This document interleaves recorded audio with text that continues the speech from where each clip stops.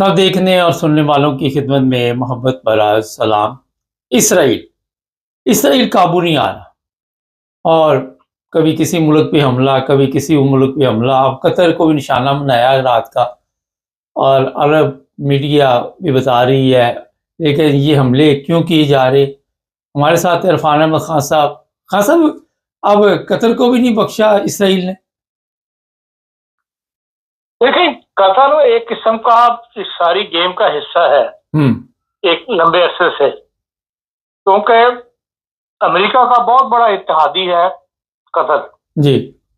और मशरक़ वस्ता में इस वक्त सबसे ज्यादा ट्रस्ट जो है ना अमेरिका को, वो एतमाद जिसे कहना चाहिए, वो कतर को हासिल है जी।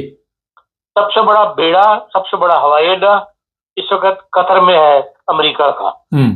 अमेरिका के फौजी अमेरिका वहां पे हैं, और जो काम अमेरिका मशरक़ वस्ता जैसे अफगानिस्तान का मसला था, तालिबान से मुज़ाकरात थे, वो अब स्विट्जरलैंड को छोड़ के उन्होंने कतर की तरफ मूव कर गए हुए हैं, और तमाम काम जो है वो कतर में किए जाते हैं। कतर में जो कुछ होता है आप ये समझ लें कि वो अमेरिकन पॉलिसी है, और उसको अमेरिका की आशीर्वाद हासिल होती है जी। अब लंबे अरसे से इनके मुज़ाकरात चल रहे हैं। पहले अफगानिस्तान के मुज़ाकरात और तालिबान के मुज़ाकरात यहाँ कतर में हुए। अब एक अरसे से फ़लस्तीन के मुज़ाकरात जो है वो इसराइल के मामला जो है वो यहाँ डिस्कस हो रहे थे हमास के साथ। और इसमें एक छोटा सा पार्ट उन्होंने इजिप्ट को भी दिया हुआ है। इजिप्ट का सिर्फ नाम चलता है, इजिप्ट की ना बात मानी जाती है, ना इजिप्ट उस तौर पर असरअंदाज हो सकता है इन मुज़ाकरात के ऊपर। लेकिन दुनिया को दिखाने के लिए अमेरिका ने ये भी कहा हुआ है कि जी हाँ, हमास जो है उससे मुज़ाकरात जो है वो हम कतर में कर रहे हैं, और हमें इजिप्ट की मुस्लिम दुनिया से इजिप्ट की और कतर की सपोर्ट जो है वो हासिल है। तो इन जो कुछ हुआ है, जो बंदा मारा गया है, तो मेन मुज़ाकरात इसके गिर्द घूम रहे थे। ये वो आदमी है जो हमास, इसराइल और इन ताकतों के दरमियान मुज़ाकरात की राह हमवार कर रहा था, या पैगंबर बना हुआ था, एक दूसरे को पैगाम पहुंचाता था। और उसी को इसराइल ने जो है वो भड़का दिया है, इसलिए कि मुज़ाकरात किसी मसले कम मतलब किसी तोड़ पे नहीं पहुंच रहे थे एक अच्छे से। और इसराइल ने कई बातें इनकी मानी भी है कि नहीं भी मानी, लेकिन जो हमास है वो इसराइल जो ये चाहता है वो पहले हमास तमाम कैदियों को रिहा करे जो उसे पकड़े हुए थे अक्टूबर में, 17 अक्टूबर के उस वाकयात के अंदर। और उनमें से 10-15 रह गए, बाकी उसको मारे गए, कुछ उन्होंने छोड़ दिए थे। और उनकी रिहाई जो है वो मसला बनी हुई है, ताकि हमास अपनी जिद पे अड़ा हुआ है कि भाई उनको रिहा नहीं करा। तो इसराइल की अब तक की डिमांड यही थी, जिसको मगरबी दुनिया भी तस्लीम करती है, तो भाई आप उनको एक दफा तमाम जो गिरफ्तार किए हुए इसराइली शहरी उनको आप एक दफा रिहा कर लें, तो उसके बाद मुज़ाकरात जो है वो हम आगे बढ़े या वो काम। लेकिन मगर अब ये नजर आता है कि भाई हर काम जो हो रहा है वो एक प्लान के तहत हो रहा है, जिसमें हमास को या फलस्तीनियों को बिल्कुल जमीन से लगाने की वजह है। हमास को वो मुकम्मल तौर पर खत्म कर देना चाहते हैं, जिस तरह के यासिर अराफात की जो अल-फतह थी, जिस तरह उसको जमीन से लगा दिया गया, इसी तरह वो अब हमास के पीछे पड़े हुए हैं कि हमास को एक ताकत इख्तियार कर गया था बहुत ज्यादा।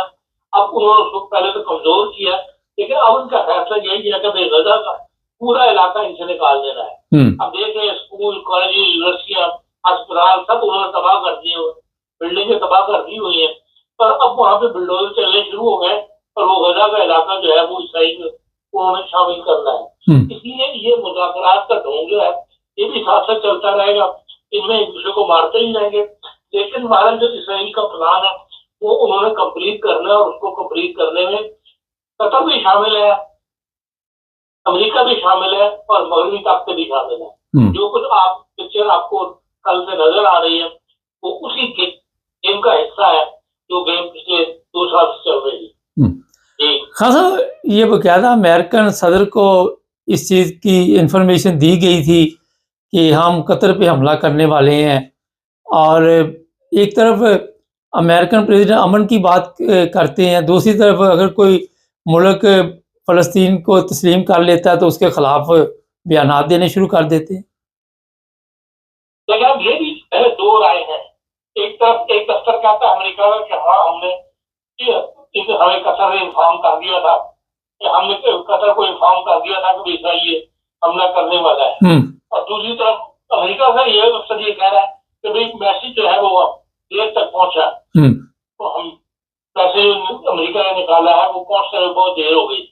ये मिले जुले इस किस्म के पैगाम या जारी किए जा रहे हैं बयान, उनके साथ पता लगता है कि अंदर कहानी के कुछ और है और ये अपने प्रोग्राम के ऊपर चल रहे हैं जो स्टेप बाय स्टेप जो है वो निकालते हैं। और जो मुसलमान ताकतें उन्होंने अपने साथ मिलाई हुई है वो इतने बेवकूफ है कि वो उस एंड तक नहीं पहुंच सकते या उसको फॉलो नहीं कर सकते कि भाई अमेरिका समय चाहता क्या है। अमेरिका और इसराइल की आपस की जो दोस्ती है वो हमास के लिए या फलस्तीनियों के लिए उन्होंने क्या फैसला किया हुआ है उस तक पहुंचना हम कतरी शहजादों के कहना चाहिए जेल में नहीं है या उनके अप्रोच में नहीं है। लेकिन इस सारी गेम के अंदर उन्होंने कतर को ही आगे किया हुआ है और बाहर यही नजर आता है कि कतर ही आगे सामने फेस रहेगा और इसराइल अपनी कार्रवाई जो करता रहेगा। इसमें एक बड़ा अहम सवाल है खासा, ये इसराइल आहिस्ता आहिस्ता जिस तरह गजा पे कब्जा करेगा और भी ममालिक उसकी ज़ाहिर होंगे ज़हन में किस किस मुल्क पे कब्जा करना, कतर भी शायद उसमें शामिल हो। तो कतर तो देखें दूर है वहां से, फलस्तीन से कुछ सहूलत नहीं मिलती थी। फिर ये कि कतर जब हर चीज बिकने के लिए तैयार है मगरबी ताकतों के लिए, तो फिर इसराइल तो क्या बोला कि वो कतर को ऊपर हमला करिएगा। हाँ, जो हमास के जो लोग वहां छुपेंगे या जो लोग वहां पर जाकर पनाह लेंगे उनको वो यकीन निशाना बनाएगा और वो निशाना अकेला नहीं बनाएगा, वो कतरियों का उस फैसले में शामिल होगी उनकी राय, तब वो उनको हमला करेगा। और मुझे अब भी यकीन है कि ये जो मिसाइल फेंके गए हैं जहाँ हमारे मारे गए हैं हमास के लोग, वो यकीनन कतर की तरफ से ही गाइडलाइन दी गई थी कि हाँ ये बंदे यहाँ मौजूद है। खासा ये जो हमारे अरब ममालिक हैं वो जो इस वक्त रोल अदा कर रहे हैं गद्दारी का, ये समझते हैं कि जो मारे गए वो तो मारे गए, खुद ये बच जाएंगे, कल को ये भी तो नहीं बचेंगे ना। देखिए वो यही समझता है कि हमारी पनाहगाह जो है वो इन्हीं के मगरबी दुनिया के हाथ में है। हम मगरबी दुनिया की बातें मानते रहे तो ये हमें कुछ नहीं कहेंगे, लेकिन जो हम लोगों के प्लान है, लॉन्ग रन प्लान है, जो न्यू वर्ल्ड ऑर्डर है, उसका एंड क्या है, उसमें किस चीज को उन्होंने जीतना है, ये न मुसलमानों के पास कितना कोई सियासी लीडर सियासी दबाव मौजूद है जो उनको बता सके। बाहर यही हमें नजर आ रहा है कि हर 3-4 साल के बाद एक नई पिस्पाई का सामना जो है मुसलमानों को करना पड़ता है और ये पिस्पाई बढ़ते बढ़ते पूरे मशरक़ वस्ता को अपनी लपेट में ले लेगी। सऊदी अरब की तरफ से बयानात आ रहे हैं, कोई बयानात की हैसियत है? देखिए बयानात तो वो मट्टी झाड़ने के लिए देते हैं। उन्हें पता है कि जो कुछ अमेरिका ने चाहना है, जो कि इसराइल ने करना है, उसके आगे कोई दीवार खड़ी नहीं कर सकता।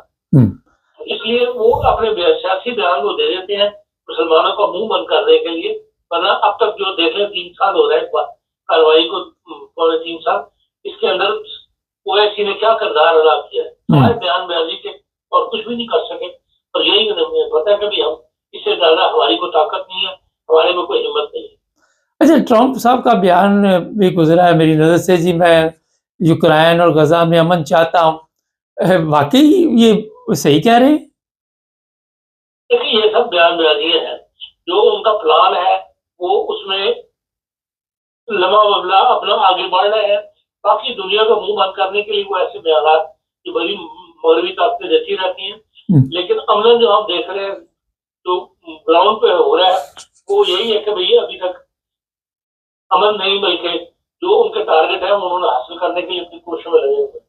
पाकिस्तान के वजीर आजम ने फौरन फोन किया कतर, उससे भी कोई फर्क नहीं पड़ता? फोन पे क्या उससे क्या फर्क पड़ता, उसकी ना कोई हैसियत है ना कोई, ना कि उनसे कहा कि आप हमें फोन करें करिए ना करें, उससे कोई फर्क नहीं पड़ता। इन ताकतों को ना इन ताकतों ने कभी इन मामला में पाकिस्तान से मशवरा किया है। अच्छा, यूरोप के कई ममालिक फलस्तीन रियासत के हाकिम हैं, तो उसकी भी कोई हैसियत नहीं अमेरिका के सामने? उसी से पहले पहले चाहते हैं कि भाई ये सितंबर में जो इलाज शुरू होना है जनरल असेंबली का, वहां ये मसला उठेगा, लोग जब तस्लीम करना शुरू करेंगे फलस्तीन को तो मुमकिन है और मजीद ममालिक भी जो है वो इसका ऐलान करें। उसी से बचने से पहले ये चाहते हैं कि हम जो कुछ टारगेट हासिल करना चाहते हैं वो उससे पहले हासिल कर लें। इसीलिए आपको आजकल इस जंग में जो है तेजी नजर आ रही है इसराइल के मामला, चाहे वो गजा का इलाके का मामला हो, चाहे वो फलस्तीन के तस्लीम करने का मामला हो। इस वक्त इसराइल है वो ज्यादा इसलिए हरकत में आया हो। बहुत शुक्रिया खान साहब। नाज़रीन, मुसलमानों की इसमें आप ये कह सकते हैं कि बदकिस्मती आप कह सकते हैं। गद्दार, मकार, अय्याश, अशराब, शबाब, ये जो कतर, ये दूसरे ममालिक है, दुबई है, सऊदी अरब है, इन्होंने अपनी याशी के चक्कर में पूरी अरब दुनिया का मुस्किल जो है वो ख़तरे में डाला हुआ है। इनको नई नई लड़कियां चाहिए, ब्रांडेड शराब चाहिए, गाड़ियां चाहिए। दूसरी तरफ यूरोप में देखें जहाँ लोग, ठीक है शराब है यहाँ पे आम है, मगर जिस तरह की याशी, जिस तरह के महल वहाँ पे बने हुए, इनको ये नहीं पता कि कल को ये सब ले डूबेंगे इनको। इराक देख लें, मिस्र देख लें, ये लीबिया देख लें, शाम देख लें। तो मेरा ख्याल है कि ये मुसलमानों की बदबख्ती समझ लें कि इनके ऊपर अभी और भी मुश्किल वक्त आने वाला है, जब आपके पास इस तरह भी खान साहब ने कहा कि कुछ ऐसी सोच वाला बंदा ही नहीं है, सब बेकार लाशें हैं ये, जिस तरह अपने मफादात के लिए अपनी याशी में पड़े हुए हैं। चैनल को सब्सक्राइब करें, जुड़े रहें।